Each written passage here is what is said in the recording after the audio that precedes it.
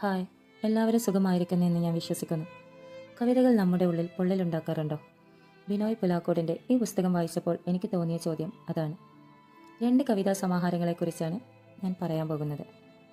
ആദ്യമേ പറയട്ടെ, ഈ പുസ്തകങ്ങൾ എനിക്ക് അദ്ദേഹത്തിൽ നിന്ന് നേരിട്ട് ലഭിച്ചതാണ്. അവയിലൊന്നാണ് മനുഷ്യനായി ജനിച്ചതിൻ്റെ കുഴപ്പങ്ങൾ. വായിച്ചു കഴിഞ്ഞപ്പോൾ ഇതിനെക്കുറിച്ച് നിങ്ങളോട് സംസാരിക്കണമെന്ന് തോന്നി. ആദ്യം ഈ സമാഹാരത്തെക്കുറിച്ച് പറയാം. നമ്മുടെ നിശബ്ദമായ നിസ്സഹായാവസ്ഥകളെയും ജീവിതത്തിന്റെ കഠിന യാഥാർത്ഥ്യങ്ങളെയും വളരെ സൂക്ഷ്മമായി സ്പർശിക്കുന്ന ഒരു കവിതാ സമാഹാരമാണിത്.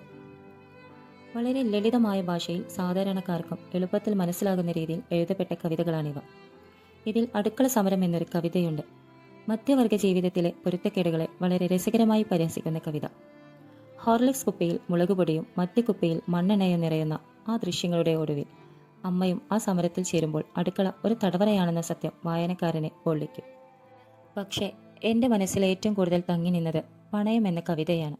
ഒരു സാധാരണ സ്വർണ്ണവളയ്ക്ക് കവി ഒരു കുഞ്ഞിൻ്റെ സ്വഭാവം നൽകുന്നു. അതോടെ ആ വളയെ തുലാസിൽ വെക്കുന്ന നിമിഷം ഒരു സാമ്പത്തിക ഇടപാടായി മാത്രം നിലനിൽക്കാതെ ഒരു ബന്ധത്തെ തന്നെ വിട്ടു നൽകുന്ന വേദനയായി മാറുന്നു.